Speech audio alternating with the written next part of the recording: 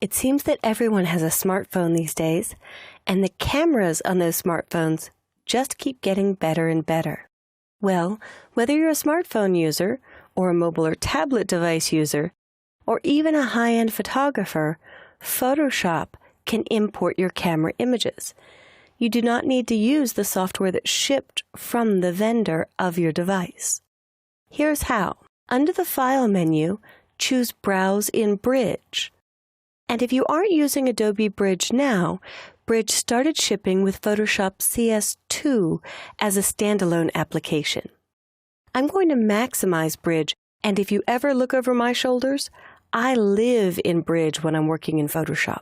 So Bridge has a built-in way to import any device's images. You could choose from the File menu, Get Photos from Camera. And when I choose File, Get Photos from Camera, I've plugged in my iPhone. There are actually two portions to this dialog. The standard dialog will be what you get out of the box, but it doesn't offer large previews. So I'm going to click Advanced Dialog in the lower left.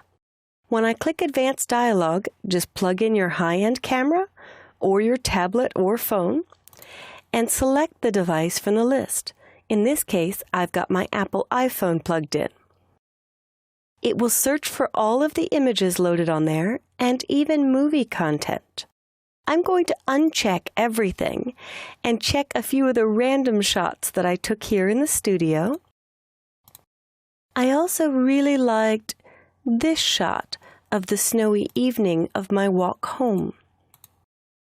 I'll scroll back up, and I could pick one or two others, but we'll go with these for now.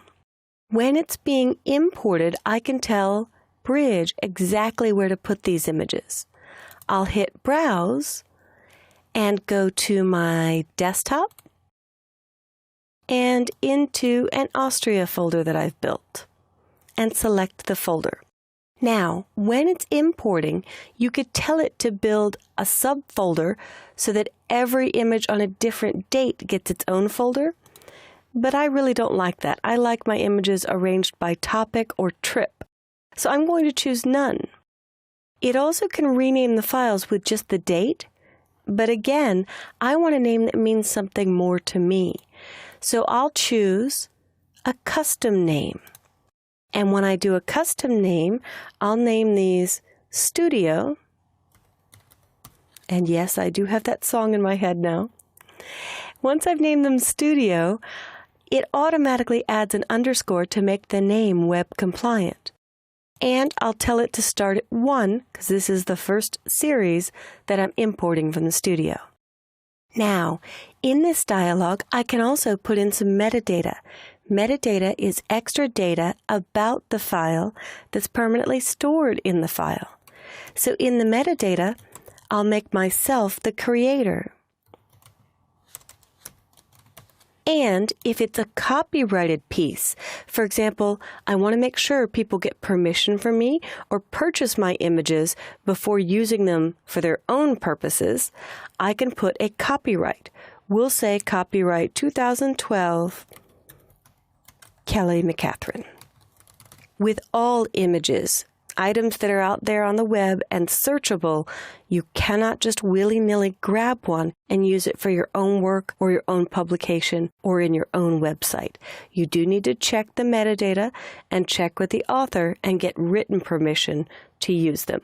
I'm giving Video to Brain written permission to not only use my images, but distribute them to those of you watching these videos. I'll put this in just for fun to show you how you would put a copyright notice in as you're importing. So easy enough. You could scroll up or down through the list of images. If there's another shot you want to include, you can check that on. In fact, it just drives me nuts to see IMG something or DSC something. I like the names of the images to be more relevant for me. So now these will be named Studio, and even though I grabbed two shots that aren't of the studio, Bridge will even let me rename them once they're imported. So I'll click Get Media. There is also an option to delete the file as you're importing if you like to clean out your camera or card every time you import images. And I can scroll up to see larger previews here in Adobe Bridge. Yes, there is a real Kelly's Popcorn here in Austria. That was not a setup, but sort of it was. And if this is not a shot in the studio, I can click and name that Roman. I could also scroll down and click on Studio 05 and name this Snowy Street. And in the metadata over on the lower right corner, I can see as I scroll down all these fields that are editable. And maybe I went past it too fast. There we go. It was collapsed, but there I am the creator. And as I scroll down, I should see the copyright notice. Yes, there it is.